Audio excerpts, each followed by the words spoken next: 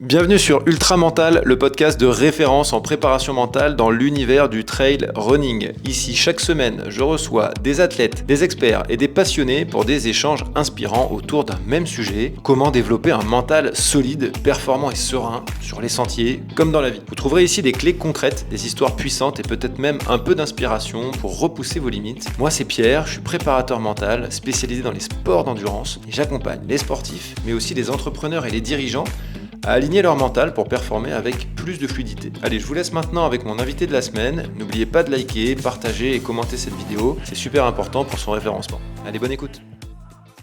Et bonjour à toutes et à tous. Aujourd'hui, j'ai le plaisir de recevoir un coureur qui a marqué la saison de trail 2025 en s'imposant sur le mythique Grand Trail des Templiers. J'ai nommé Pierre Livache. Salut Pierre, comment vas-tu? Salut Pierre, ça va très bien, merci de m'accueillir dans le podcast. Bah, je t'en prie, c'est avec vraiment un grand plaisir que je t'accueille. Merci de m'octroyer un petit peu de temps dans cette préparation qui est déjà bien enclenchée, j'ai l'impression, pour la saison 2026. On va y revenir. J'ai notamment vu que tu avais tartiné un petit peu sur le Mont Ventoux ces dernières semaines. Je me trompe pas trop. Non, effectivement, j'ai repéré quelques bouts des sentiers. Je connais bien les cailloux du Ventoux, C'est donc ce que j'allais dire. Tu as soulevé les cailloux pour voir un petit peu comment. Ouais. exactement pour voir comment était le sol. Non, non, ouais, j'y suis allé deux fois en 10 jours, enfin en 2 petites semaines. Donc et puis la prochaine fois que j'y retournerai, ça sera pour les championnats de France fin mars. Donc ouais, ça va arriver vite. Yes, bah oui, la saison, avec des championnats de France fin mars, effectivement, la saison commence très tôt. Écoute, là, on se voit, on se voit au début de saison 2026. Il s'est passé 4-5 mois depuis ta victoire au Templier, le passage de l'ombre à la lumière. T'es un peu devenu notre nouveau Vincent Bouillard depuis l'UTMB 2024. Donc, pour recontextualiser, enfin, l'idée de là de se voir, c'est de comprendre un petit peu comment s'est passé ce Templier. Alors, on va essayer de pas faire trop de redites par rapport à ce qui a déjà été dit dans les différents podcasts. Et moi, là, ce qui va vraiment m'intéresser, c'est tout ce qui va toucher, bien sûr, à l'ordre de la préparation mentale et de comment tu as vécu ce moment de l'intérieur. On a plus ou moins 5 grands temps, tu vois, c'est comment on se prépare au préalable. Bon, ça, c'est la préparation un peu classique. Comment on va s'activer dans les quelques semaines qui précèdent, comment on va être pendant et comment on va être après. Donc là, on se voit déjà après. On va commencer par, allez, on commence par la fin. Est-ce que tu as bien digéré justement ce moment? Ouais, bah là c'est maintenant ça commence, comme t'as dit, hein, c'était il y a 4 5 mois, donc ça commence à remonter. Et puis maintenant je suis vraiment plongé vers d'autres objectifs. Donc ouais, j'ai bien digéré. Après, je t'avoue que ça a pas été, enfin ça a été quand même un sacré chamboulement. Euh, Même si au final, on y reviendra, mais j'étais pas non plus euh, étonné d'arriver là. Peut-être d'arriver si haut, mais aussi vite. Mais voilà, c'était quelque chose que je projetais de ce passage à la lumière, comme tu dis, et puis cette carrière de haut niveau. C'est quelque chose qui me faisait envie et que je projetais. Mais voilà, après les Templiers, ouais, ça a été quand même pas mal de chamboulements. J'ai eu 3 4 semaines où ça m'a bien pris la tête. Et puis, mais bon, j'ai eu la chance que j'ai eue, c'est de pouvoir échanger avec pas mal de gens du milieu, que ce soit des athlètes, des agents, des team managers, de l'horizon du trail français que je remercie d'ailleurs, que voilà, ça m'avait permis de bien comprendre quels étaient les enjeux, comment ça fonctionnait, où est-ce que je mettais les pieds, et puis ça m'a aidé pour prendre ce que je juge être la meilleure décision pour la suite pour moi. Là, aujourd'hui, alors on va pas tout refaire, mais pour que les auditeurs comprennent un petit peu ce passage que tu as vécu, c'est que bon, tu es un excellent coureur d'un très bon niveau. Tu es arrivé sur les Templiers en visant, je sais pas, de manière optimiste, top 10, top 5. Ouais, c'était ça, je visais ça. Je visais d'être top 10 et puis je me disais que si j'étais dans un grand jour, je pouvais aller viser un top 5 ou un podium. Donc voilà, dans le petit milieu du trail, on sait que les gens savent que tu cours vite, tu as quelques références à plat, notamment sur marathon qui causent un petit peu. Donc on sait que ça peut courir vite. Maintenant, euh, comme on disait, enfin, on a beaucoup qualifié de victoire surprise. Bon, c'est vrai que c'est une surprise. Je pense que même pour toi, c'en était une. Mais c'est surprise, oui, mais t'es pas arrivé là n'importe comment. T'es pas arrivé du jour au lendemain au Templier et tu t'es dit, tiens, je vais les gagner. Mm. Ça s'est pas fait comme ça. Et notamment, c'est ce qui va nous intéresser, c'est que tu as vécu un chamboulement, donc je pense que après le dimanche des Templiers, le téléphone a chauffé, les sollicitations de Mm. partout. Donc pas facile de garder justement un cap, même si c'est quelque chose que tu souhaitais. On va un peu rembobiner parce que c'est ce qui va faire comprendre un petit peu ta base, comment, parce que tu as une base assez solide et c'est ça qui va être intéressant de développer, je pense. Est-ce que tu peux nous présenter un petit peu ton parcours assez rapide, ce que tu as, comment tu en es arrivé là en fait, comment tu en es arrivé à faire des Templiers en 2025? Ouais, ouais, alors moi, du coup, j'ai 31 ans, je suis familialement, je suis pacsé, je suis papa d'un enfant qui a 1 an et demi. Voilà, je suis originaire du Mans et je suis installé à Lille depuis 7 ans. Du coup, quand je suis arrivé, enfin, je travaille pour Decathlon. Je suis du coup maintenant athlète keep run depuis un bon mois et demi là pour minimum les 2 ans à venir. Et puis avec plus, avec grand plaisir si ça se fait, on verra. Mais voilà. Et donc en fait, moi rapidement, du coup, j'ai toujours été un fanat de sport depuis ma plus tendre enfance. J'ai touché à tout et puis j'ai toujours tout tourné autour du sport. Quand j'étais gamin, je rêvais déjà d'être sportif de haut niveau dans tous les sports que j'ai fait, mais j'étais moyen partout. Mais voilà, donc le sport a toujours été central pour moi. C'est un peu sorti de ma vie au moment des études, même si au final j'ai fait des études dans le management du sport, donc ça restait aussi tourné sur le sport, mais moins en termes de pratique. Et voilà, et c'est quand je suis arrivé à Lille où je me suis remis à courir hein, dans l'élan collectif qui était dans la boîte où les collègues qui me disaient bon bah allez viens on va courir à midi. Et voilà, et donc c'est comme ça que ça a commencé. Et puis je me suis mis à préparer d'abord un 10 km où du coup avec un chrono pas dégueu et puis à me dire que j'aimais plutôt bien ça. Et voilà, donc je me suis pris un peu au jeu comme ça pendant de manière un peu aléatoire et non régulière pendant, je sais pas, je dirais 2, 3 ans. Et puis après, ça fait là maintenant 4 ans que je suis un peu plus structuré dans ma pratique. Et c'est surtout aussi plus ou moins le moment où j'ai découvert le trail. Pour moi, le trail, ça a quand même été une sacrée révélation pour moi. Enfin, la course à pied est arrivée pour moi à un moment dans ma vie où ça m'a équilibré sur pas mal de points. Euh, enfin, c'était un moment dans ma vie, enfin bref, où il y avait des choses qui soit n'allaient pas ou qui avaient besoin d'être approfondies. Et la course à pied, ça m'a permis, voilà, vraiment de me concentrer sur moi-même et de m'écouter, de me dire, bah, qu'est-ce que tu veux faire, qu'est-ce que t'aimes. Et donc voilà, ça m'a vachement équilibré. Et après, quand j'ai découvert du coup le trail, la possibilité d'être en montagne pendant longtemps, enfin, j'ai toujours été un amoureux de la nature. Enfin, voilà, ça a tout de suite matché. Et puis voilà, du coup, ça s'est mis un peu progressivement comme ça, en se disant, bah, de base, c'était bah, une passion qui naissait, et puis les résultats étaient, euh, étaient plutôt pas trop mauvais. Et puis, vu que j'adore le sport depuis tout petit, que j'adore la compète, en fait, ça m'a aussi vachement parlé. Et enfin, ça m'a vachement donné un leitmotiv au quotidien. Mhm. Donc voilà, c'est comme ça progressivement que je me suis pris au jeu jusqu'à temps effectivement d'avoir des références plutôt au début sur route, pas trop dégueu, mais aussi assez rapidement sur trail et puisque tu vois la saison avant les Templiers 2024, je gagne 2 courses sur des formats 80-100 niveau régional, qui étaient l'Aneto Trail et l'Infernal des Vosges, Mhm. mais qui sont des courses du coup pas ultra médiatisées. Mais Mhm. voilà, l'Infernal des Vosges, je gagne quand même avec un chrono qui est pas trop dégueu. Je cote pas loin de 850. Donc, enfin voilà, c'était pas. Il me, je pense que si ça avait été une course avec un peu plus de niveau, un peu plus médiatisé, déjà l'année dernière, j'aurais pu montrer Mhm. aux, aux yeux du grand public, entre guillemets, ce Ouais, ouais, ouais. que je valais, quoi. Bah, c'est pour ça qu'il faut toujours prendre des pincettes quand on présente des choses comme ça. C'est que oui, c'était surprise, mais surprise pour le grand public, justement, pour on va dire, les médias un peu plus mainstream.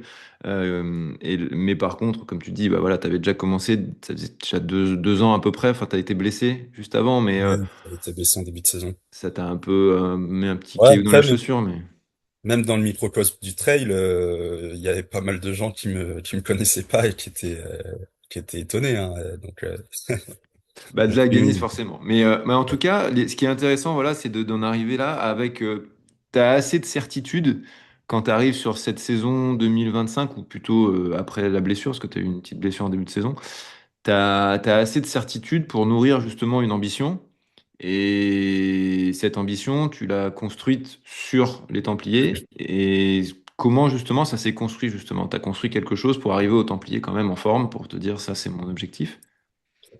Ouais, bah, en fait, il y a eu quand même un changement pour moi en début 2025, c'est que suite à mes résultats enfin mes bons résultats en 2024, j'ai eu la chance d'être accompagné par Decathlon dans un réduction de temps de travail déjà en 2025.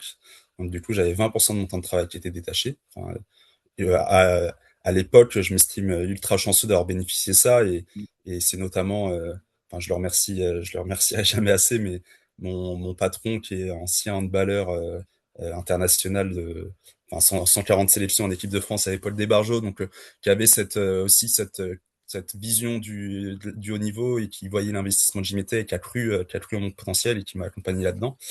Et donc voilà, donc en fait déjà 2025, ça a changé mon mindset, mais du coup, je m'étais en début d'année, je me suis quand même mis pas mal la pression par rapport à ça, en me disant bah maintenant faut que je performe, il faut que je performe sur des vraies courses, enfin sur des courses à renommée. Et donc ça a amené à une période de blessure en début d'année. Et puis après, j'ai surtout en fait en milieu d'année un peu changé mon mindset à me dire, et c'est un peu l'état d'esprit dans lequel je suis aujourd'hui, plutôt à me dire bah essaye de vivre le truc à fond sans trop te prendre la tête et à voir où ça te mène et que voilà, je me disais si jamais ça dure qu'un an, bah ça durera qu'un an et t'en auras profité, t'auras eu l'opportunité d'essayer d'explorer le truc. Donc voilà, donc ça m'a aussi aidé à prendre un peu plus de détachement et de relâchement par rapport à la pratique. Et donc voilà, et donc oui, du coup, ça m'a amené sur ma deuxième partie de l'année 2025, qui était focus sur les Templiers, où quand je suis revenu de blessure, bah, enfin, déjà en début de saison, c'était mon objectif prioritaire. Quand je suis revenu de blessure à peu près au mois de mai, bah voilà, on savait qu'on avait 6 mois pour aller jusqu'au Templier. On avait mis un point de passage qui était sur l'UT4M au mois de juillet, qui s'est pas super bien passé, mais qui avait quand même permis de refaire une bonne prépa avant et de reprendre de la confiance sur l'entraînement. Et voilà, et quand je suis arrivé au Templier, euh, enfin, je sortais vraiment du coup, d'une vraie prépa focus là-dessus de quasiment 6 mois. Et puis, je suis arrivé avec pas mal de certitudes. Je suis arrivé en me sentant fort. Donc oui, oui, ça aide aussi bah, dans l'acceptation enfin, je suis arrivé avec l'état d'esprit de me dire, je me sens capable de faire un top 10, je me sens capable de faire un top 5 si ça se passe bien, et je me sens capable bah, pourquoi pas d'aller chercher un podium. Donc après, quand tu pousses un peu Mm. l'état d'esprit jusqu'au bout, tu as une part de toi qui te dit, bah, et si tu gagnais, Et quoi. pourquoi pas? Voilà, pourquoi pas. Donc voilà dans l'état d'esprit dans lequel je suis arrivé. Je pense que ça m'a vachement aidé pour pas me mettre non plus, parce que tu vois, je suis arrivé au Templier, bah j'étais pas pris par la pression. Bizarrement, le matin de la course, j'étais calme, j'étais serein, et ce qui m'était rarement arrivé avant une course. Mais voilà, j'en sais rien, j'avais le sentiment d'être là où je devais être et de devoir me concentrer sur moi et sur ma course. Et c'est hyper intéressant. Comment tu peux. Alors, j'ai plein de questions, hein, mais pas facile de l'expliquer justement. Comment on fait justement, parce que c'est ce qu'on cherche tous. Arriver le jour de la course avec la prépa qui s'est passée, le mental qui est bien, et on est bien là où on est, quoi. On est juste bien, et le stress est là juste parce que c'est quand même ce qu'on vient chercher, sinon on ferait que des off. Donc on a quand même le dossard, la musique et tout, donc il y a le petit truc qui est là. Comment expliquer que tu sois à ce moment-là si détendu? Alors, ça, attends, première question. Et la deuxième, est-ce que pendant cette période-là, t'as eu une préparation mentale? Parce que dans tout ce que j'ai écouté de toi, il y a quand même ce côté euh, très serein, on va dire très serein, très, voilà, je sais où je vais. D'ailleurs, tu l'as dit, 2025, j'ai une réduction de temps de travail. Du coup, je me mets un peu la pression quand même, mais derrière, hop, j'arrive à me reprendre et à rester à me remettre une sérénité en me disant, bon, bah, je prends ce que je prends comme un cadeau et puis on verra bien ce que ça donne. Pas facile de Mm. pouvoir retourner le truc comme ça. Donc voilà. Est-ce que tu as eu déjà fait appel à de la préparation mentale de manière autodidacte, accompagnée, etc. Euh, ouais, et ta première question, c'était quoi? C'est comment tu fais pour arriver après, s'il y a enfin, quelle était ta recette, entre guillemets, Quel- si tu avais, avec du recul, pour arriver serein sur la ligne de départ? Bah, alors par rapport, ouais, je pense que ça, il y avait beaucoup moi j'avais pris beaucoup de confiance pendant la prépa déjà. Euh, Mhm. donc j'étais confiant sur mes capacités, enfin ouais, sur mes capacités, sur mon- sur ma force pour le jour J. Et puis après, ouais, c'est beaucoup, enfin, pour arriver, enfin, en fait, j'en sais rien, mais c'est juste que c'est plutôt ma manière de voir la pratique qui Mhm. fait que, en fait, avant tout, et c'est ce que j'ai essayé de m'appliquer cette année, c'est, bah, tu fais ça pour le plaisir et garde cette notion de plaisir au centre. Et puis après, moi, c'est con aussi, mais bah, je suis pas, comme je te le dis dans la présentation, j'ai un fils qui a 1 an et demi. Bah, des fois, t'as pas non, quand t'es papa d'un petit garçon, t'as pas non plus trop de temps de trop cogiter, trop de te mettre la pression, et les choses s'enchaînent, et puis en fait, les choses arrivent, et voilà, et t'es vachement dans l'instant présent, donc voilà, après, te dire que j'ai pas eu du mal à m'endormir la semaine avant la course, c'est pas vrai, hein. Donc malgré tout, ça cogite un peu et il y a sûrement encore des choses à travailler, mais ouais, je sais pas s'il y a une recette magique, mais c'est plutôt du coup, bah moi, l'état d'esprit dans lequel je me mets, dans lequel j'ai envie d'être, qui fait que bah voilà, j'essaye de prendre les choses de manière relâchée. Je pense qu'il y a aussi enfin voilà, j'ai 31 ans. Euh, Mhm. je joue pas non plus, enfin c'est un rêve de gosse pour moi, comme je te le disais, d'être cette carrière de haut niveau, mais je joue pas non plus ma vie. Et puis voilà, je suis vachement, ouais, c'est vachement la notion enfin, la notion de plaisir qui est au milieu de tout ça. Et puis moi, il y a quelque chose qui est vachement grisant aussi. Quand du coup, je cours depuis 7 ans et vraiment depuis 4 5 ans. J'ai vraiment eu une progression fulgurante année après année. Même quand je me blessais, je revenais, j'étais plus fort. Donc il y a aussi ce truc-là, déjà depuis quelques années déjà en moi, qui est de me dire, bah j'en sais rien, je sais pas où est-ce que ça va s'arrêter. Donc Mhm. je continue de progresser. Je vois que je commence à me rapprocher de références qui sont intéressantes. Et voilà, bah, continue de croire que tu peux encore progresser, tu peux encore t'améliorer. Et je suis là, je pense encore que j'en ai encore sous le pied pour les années à venir. Donc voilà, c'est plutôt l'état d'esprit général, je dirais. Ok. Et pour ta question sur la préparation mentale, euh, alors pour la petite anecdote, j'ai fait au club là, j'avais échangé avec une dame qui était coach, euh, enfin coach bien-être, coach mental en fin de carrière, qui voulait un peu se rapprocher du monde du sport, donc qui avait proposé ses services au club dans lequel je suis. Donc on avait fait 1 ou 2 séances ensemble avant que bah, pour diverses raisons. Enfin, elle, c'était le moment où après je rentrais dans la saison et puis elle avait des petits soucis médicaux. Enfin, on s'était pas, enfin, ça s'était un peu arrêté comme ça. Mais oui, on avait commencé un peu à poser des trucs, mais à l'époque, je savais pas trop vers quoi je pouvais vraiment travailler. Enfin, je savais que pour moi, je sais que la préparation mentale, c'est quelque chose enfin, je le vois comme un levier de performance pour l'entraînement, comme d'autres leviers de l'entraînement. Mhm. Mais voilà, je savais pas trop, j'arrivais pas à mettre de mots sur ce qu'on pouvait travailler. Et puis les premières séances, du coup, on était un peu là, bon bah, Ouais. ok, on creuse, on essaye de voir ce qu'on peut travailler, mais sans trop trouver réellement. Euh, voilà. Ok.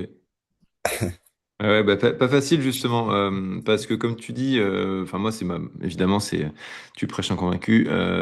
Dans la préparation mentale, c'est pas un levier, c'est plusieurs leviers. Et quand on en identifie qu'un seul, par exemple un des plus basiques, la gestion du stress, ceux qui ne ressentent pas forcément de stress vont dire, bah moi j'ai pas besoin de préparation mentale. Mais la gestion du stress, c'est un tout petit, enfin, pas un tout petit pilier, faut pas exagérer, mais c'est un des axes de travail de la préparation mentale, et il y en a beaucoup d'autres. Et c'est ça qui est pas facile parce que bah, c'est un peu comme quand on court tranquillement et qu'on décide de prendre un coach, on se dit bon, ouais, bon après tout pourquoi pas, mais qu'est-ce que je vais faire je vais courir quoi.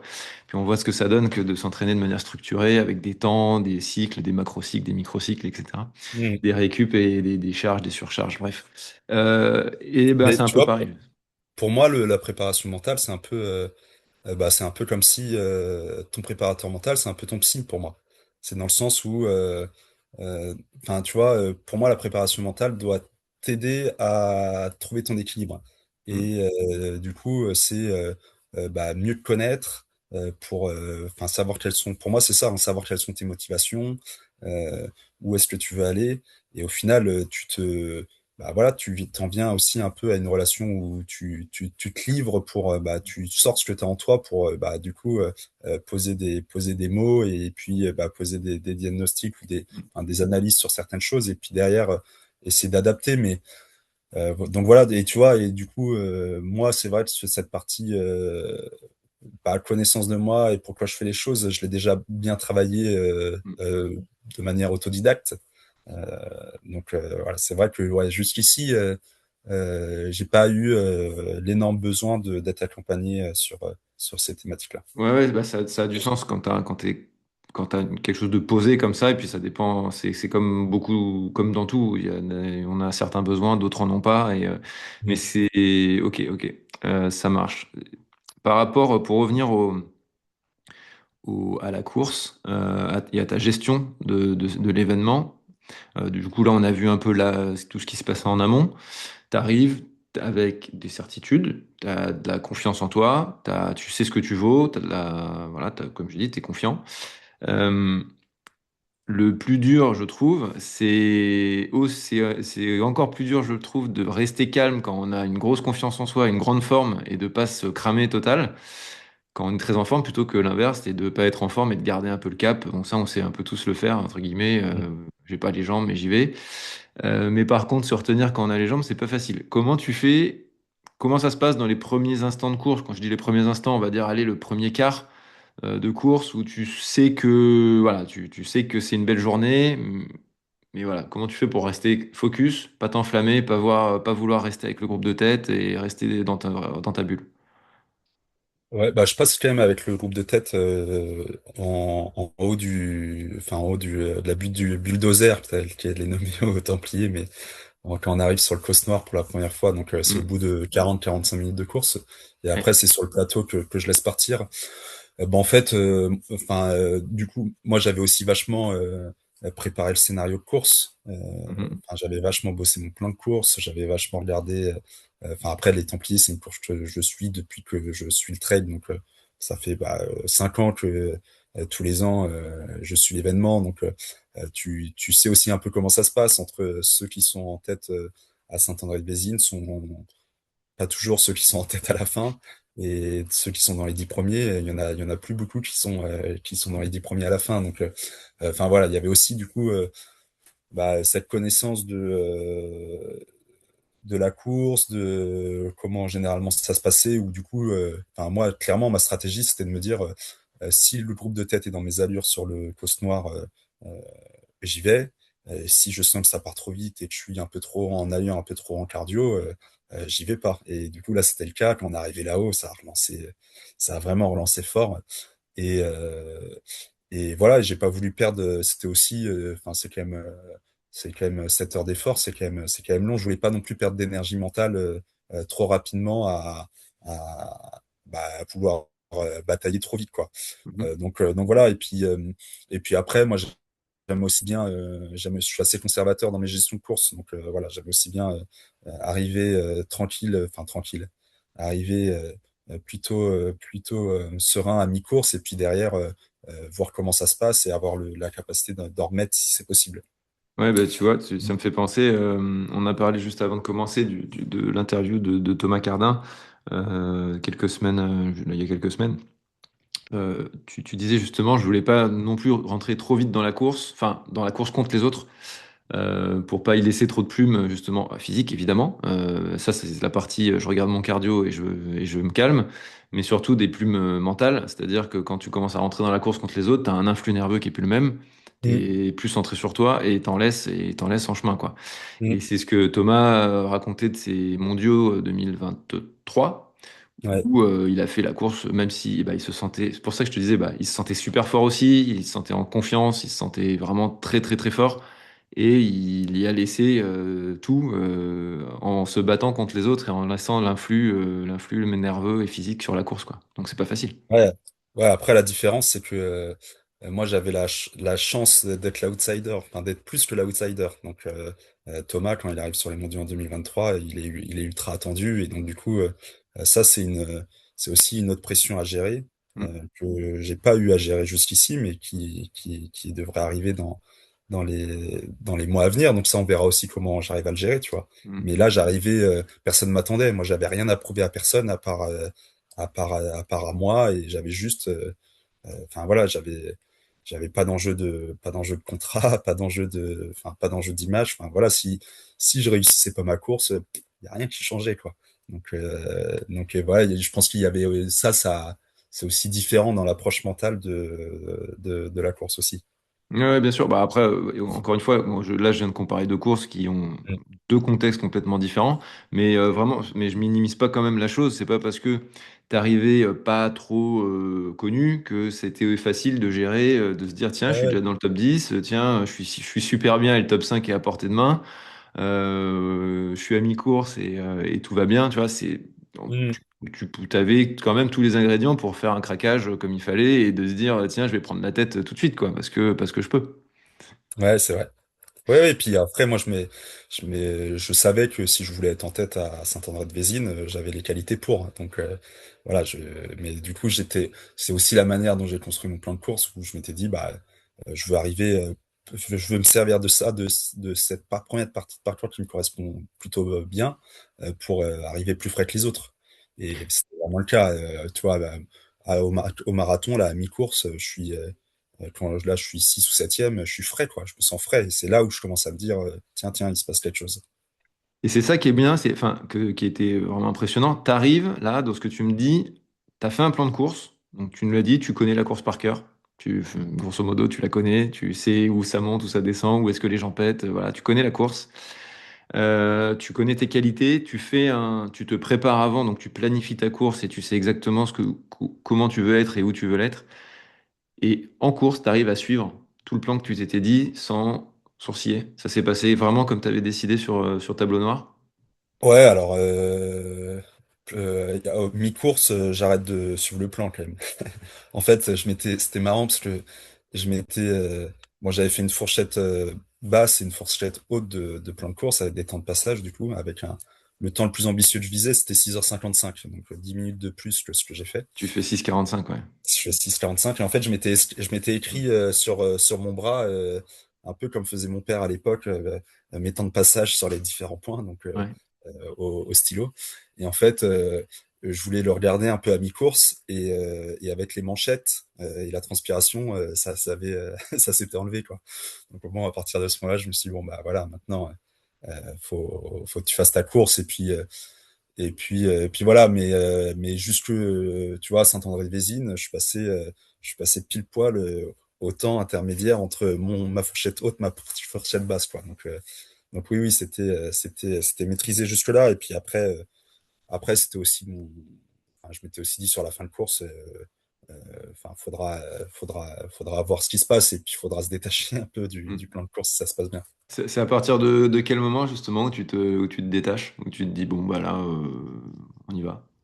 Bah, il y a deux déclencheurs, je pense, moi, dans la course. Il y a, comme je te dis, le moment où on est au marathon, là, on est un peu sur les balcons après Saint-André-de-Vésine, où le soleil pointe le bout de son nez.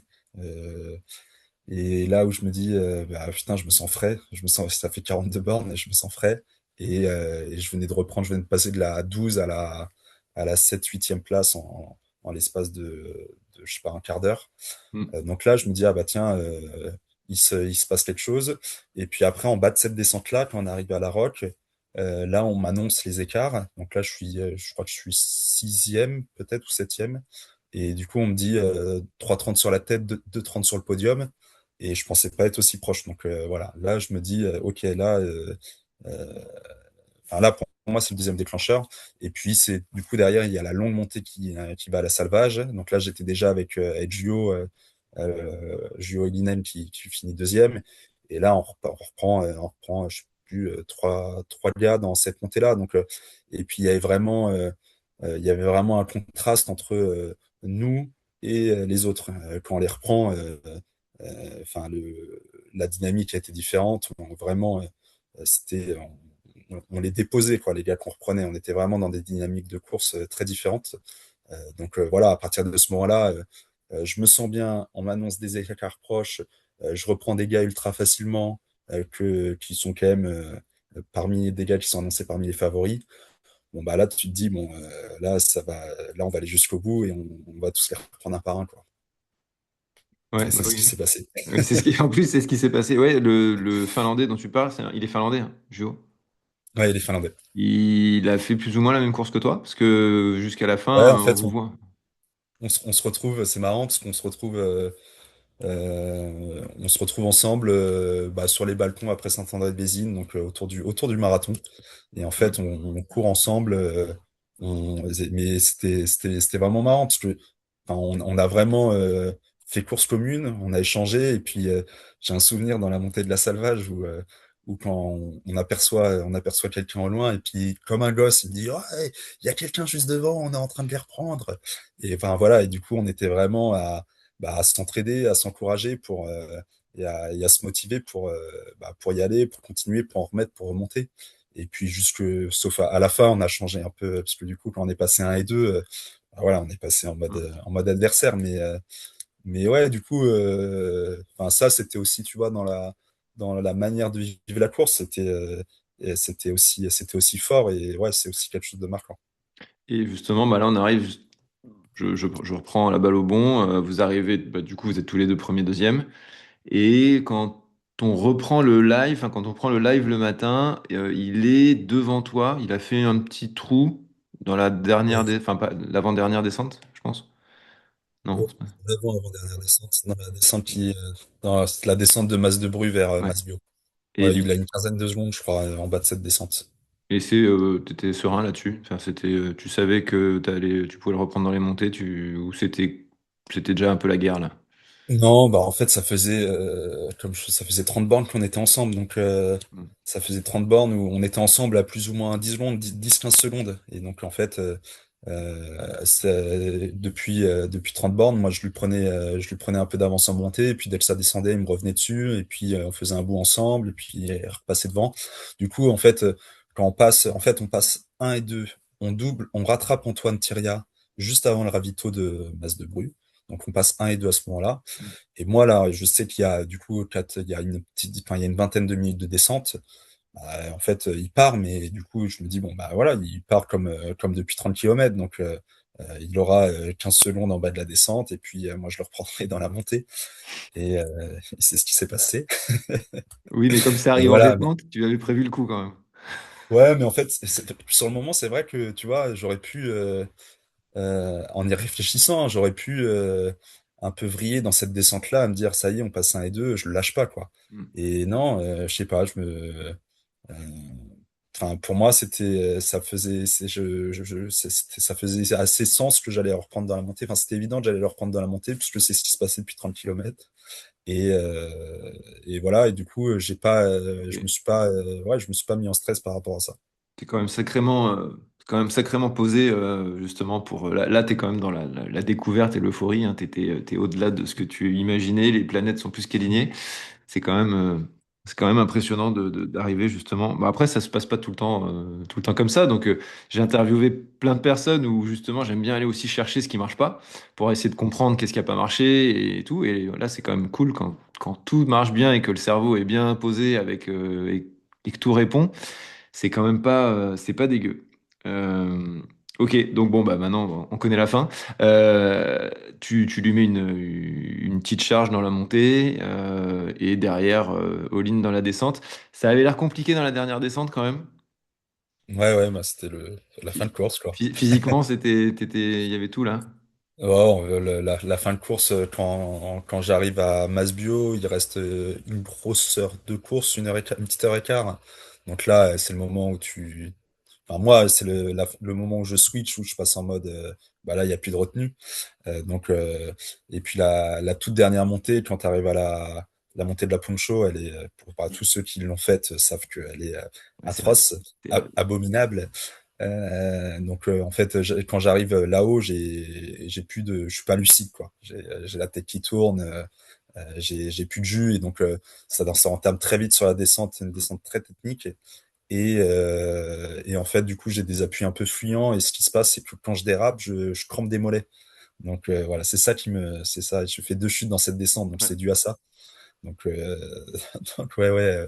Donc il y avait quand même un peu le corps qui me rappelait un petit peu. Ah, ça mettait Euh, du suspense en tout cas, hein, je vais ouais, te le dire. ouais, ouais, j'ai cru, je l'ai perçu ça. Ok. Même le Camerouneur qui était derrière moi, c'était marrant parce que j'ai pu à ma deuxième chute, je crois. Euh, bah, et du coup, il me dit ça va, et puis je lui dis ouais, ça va, je crampe au mollet, et puis du coup, il me dit tu veux que je te les tire? Et voilà, je lui dis bah, je pense que t'as pas le droit, mec. Mais voilà, du coup, je pense que lui était aussi bien en stress. Ah bah oui, ça a gueulé sur le live. Il y avait Thomas, Laure Blanchet, j'ai oublié son nom. Fred Bousso. Et Fred, ouais, Fred Bousseau. Putain, ça mettait une pression, on se serait cru une finale de Coupe du Monde, là. Mais ouais, ouais, non, c'était impressionnant. C'était vraiment impressionnant. Et ouais, ouais, mais on voyait, enfin, on pouvait pressentir que qu'il y avait plus beaucoup de lucidité sur la fin, et parce que justement, comme tu dis, tu montes, tu redescends tout de suite, c'est hyper technique. Ça avait l'air bien chaud. Ok, donc bon, ben, au final, incroyable d'avoir vécu une course comme ça, posée du début à la fin quasiment. Donc c'est quand même assez impressionnant. On avait commencé par la fin. Comment justement, est-ce que bah, pendant la course, tu t'es servi. Alors, t'as pas fait de préparation mentale en sens propre. Est-ce que mais t'as eu des techniques ou des outils qui t'ont servi pendant la course ou c'était vraiment naturel de rester calme comme ça? Ouais, bah, je me, je me répétais pas mal pendant la course. Enfin, en fait, moi, alors, j'appliquais un peu, enfin, une sorte de méditation pendant la course, à vachement rester dans l'instant présent. Ok, Euh, mais tu vois, en fait, très vite, quand j'ai commencé à avoir des pensées sur, bah, t'es en train de faire quelque chose de oui, c'est grand, tu ça. peux gagner, tout ça. Même si le moment où tu peux gagner, en fait, c'était vraiment la fin où, du coup, Hmm, j'étais dans ma pain cave, donc j'y pensais plus trop à ce moment-là. hmm, Mais avant ça, quand je commence à y penser, j'essayais très vite de rattraper les pensées pour me rester focus sur l'instant présent, essayer de me mettre au maximum dans un état méditatif, connecté sur le terrain, mes sensations, moi, pour rester concentré sur la course et pour pas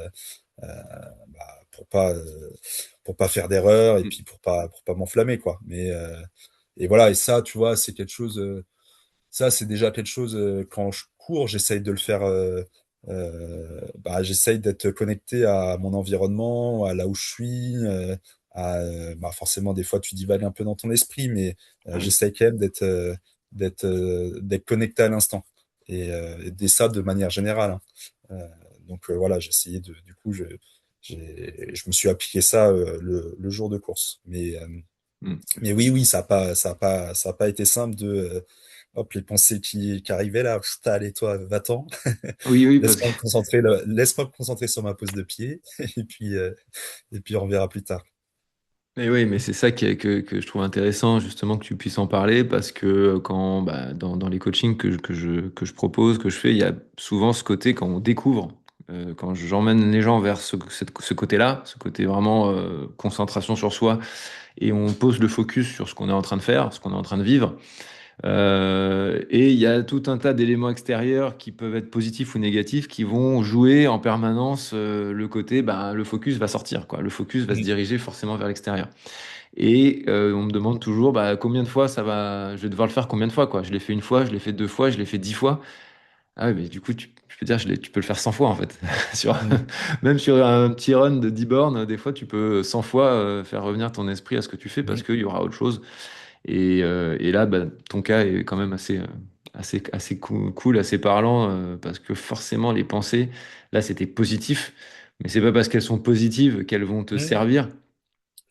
Ouais, mais tu vois, moi euh, j'ai eu une ampoule, un frottement dans ma chaussure très tôt dans la course, je sais pas, 20 bornes, 20 bornes, parce que j'avais un peu bricolé sur les semelles. Et j'avais à peine testé avant la course.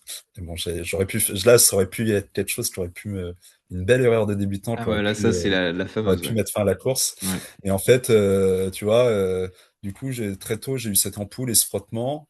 Au début, ça me faisait chier. Je me disais, putain, merde, qu'est-ce que je fais? Je m'arrête pour regarder. Au prochain ravito, j'essaye de mettre un strap ou, voilà, du coup, à me dire, putain, j'ai mal, ça va encore être long. Et Mm. puis au bout d'un moment, je me suis dit, bah en fait, mec, bah ça va être là toute la course. Donc soit tu te plains, soit tu l'acceptes. Et donc voilà. Et donc là, et puis, au fur et à mesure de la course, j'ai fini par l'oublier. Bon, c'était pas beau quand j'ai enlevé mes chaussures après, c'était pas beau, mais tu vois, c'est aussi, tu vois, là du coup, c'est aussi un un facteur Mm. négatif qui aurait pu un peu me sortir, enfin, qui aurait pu me sortir de ma course, que j'ai, bah, pareil, essayé de balayer pour ouais, rester sur la course. Mais oui, oui, mais c'est exactement ça. De toute façon, on peut trouver dans tous les scénarios de course et dans toutes les expériences, on trouvera mille possibilités pour sortir de sa course. Exactement. Et même avant même d'avoir commencé, on n'a pas encore commencé la course, qu'on est déjà en train de faire autre chose dans la tête, en train d'anticiper des Ouais, trucs. mais c'est vrai, t'as raison, hein. Enfin, tu vois, genre moi, enfin, je reviens là-dessus, mais papa de Templier, mon fils, il a 1 an, le sommeil, c'est compliqué. Bah, la semaine avant, enfin, il faisait pas encore ses nuits, donc Mm. la nuit, c'est aller se réveiller, lui donner le biberon. Enfin, j'aurais pu aussi me dire, bah, et puis c'était le cas, hein, aussi un peu le cas. J'arrive, je suis fatigué, mais du coup, j'étais dans l'état d'esprit. Je me disais, bon, bah, ça, c'est comme ça. Ça, Mm. faut faire avec. Bah voilà, c'est la vie de papa. Et il faut passer outre et ouais, se concentrer sur autre chose. Mais ouais, tu vois, le mot que tu employais, je l'emploie moins, la méditation, même si moi je la pratique beaucoup depuis de nombreuses années, parce que ça a une connotation un peu, pour certains, comme je connais pas forcément le détail de toutes les personnes que j'accompagne, mais du coup, je veux pas rentrer dans le mot méditation, du coup, on emploie pleine conscience, tu vois, des mots un peu plus occidentalisés, mais c'est exactement ça, la méditation, c'est en mouvement, ou assis, ça revient au même. C'est de se recentrer son cerveau, son focus, son mental, ce qu'on veut, et sa motivation première au final sur ce qu'on est venu faire en premier, quoi. Donc si tu Mm. t'assois sur un coussin pour prendre 20 minutes avec toi-même, bah, c'est ce que tu es venu faire, donc fais-le. Et si tu es en train de faire une course, bah, pareil, c'est ce que tu es venu faire, et tu as les milliers de sollicitations extérieures, de parasitage. Bah, je dors pas, j'ai ci, j'ai ça, j'ai un truc dans la chaussure, et puis finalement je suis vachement bon sur la course, et si. Enfin bon, bref, il y en a toute la course. Donc, non, mais belle leçon belle leçon de reconcentration en tout cas. Et ouais, au niveau dialogue interne aussi, c'est important. Le dialogue interne, c'est quelque chose qui fait défaut à pas mal de gens. En général, on se parle mal. C'est qu'on a plutôt tendance à retenir le négatif et à dire que ouais, bah ça s'est bien passé. Et de pas noter justement quand ça s'est bien passé, pourquoi ça s'est bien passé, parce qu'on a aussi fait des choses bien. Mais Mm. ouais, j'imagine que sur toute cette course-là, le dialogue interne était positif. Enfin, c'est ce que tu viens de nous dire. T'as un Mm. truc dans la chaussure, tu te dis, bah ouais, c'est là, point barre, quoi. Yes, ouais, carrément. Euh, du coup, je refais un bond maintenant, dans le présent. T'as eu des petites courses de reprise ou peut-être qu'une, mais comment ce nouveau statut maintenant que tu as, comment tu le vis? Est-ce que tu te sens obligé de gagner une course quand tu te pointes sur une course? Non, mais bon, bah, j'essaye, c'est quand même... Non, Non, mais obligé... est-ce qu'il y a quelque chose qui a changé? Enfin, je la pose un peu grossièrement Oui, la oui. question. Bah, forcément, il y a quelque chose qui a changé. Quand j'arrive là, j'ai fait ma course de reprise, c'était à Clermont, à la Romagnatoise, pour il y a un bon mois maintenant pour me qualifier pour les championnats de France. Demain, je cours le Seven Trail au Vigan. Euh, donc oui, je sais que maintenant, quand j'arrive sur la course, je suis un peu plus, je suis un peu plus regardé. Euh, après, On te demande des selfies? non, pas encore. On m'a pas arrêté pour. Bah après, après les Templiers sur la ligne d'arrivée, on m'a demandé un ou deux selfies, ça m'a bien fait marrer. Mais mais non, bah en fait, non, je mets pas la pression de. Je suis obligé de gagner. Ça m'a quand même mis encore pas mal de confiance en moi sur Ok. quelles étaient mes capacités et mes forces. Après, tu vois, quand je vais arriver sur la ligne des championnats de France dans un mois. euh, Bah, je vais y être en mode avec pas mal de, pas mal, comment dire, pas mal d'humilité par rapport à ce que la course va être, à ce que, par rapport aux autres concurrents. Et voilà, je vais pas y aller en me disant, je vais fumer tout le monde et je suis meilleur que les autres. Et de toute façon, je vais partir plus fort dans la première bosse et personne ne va me revoir. C'est pas comme ça que je vais courir.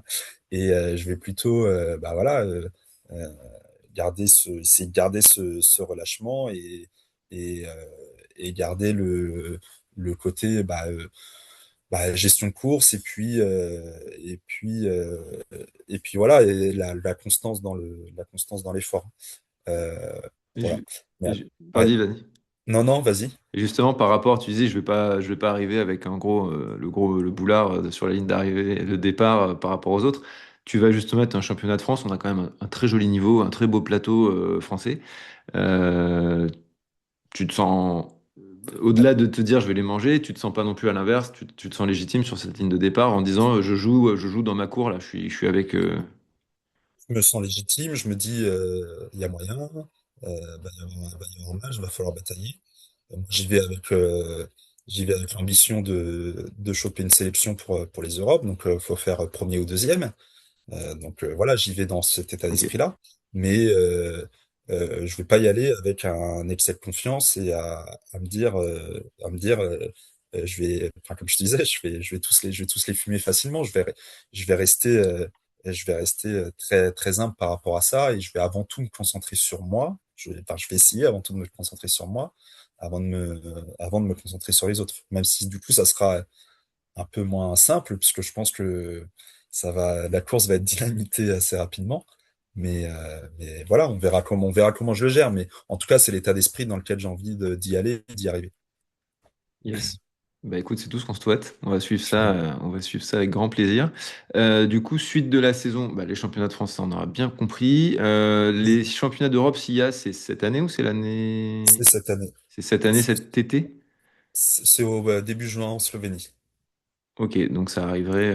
Ok. Et t'as Ouais, bah, ton plan de saison, c'est ça?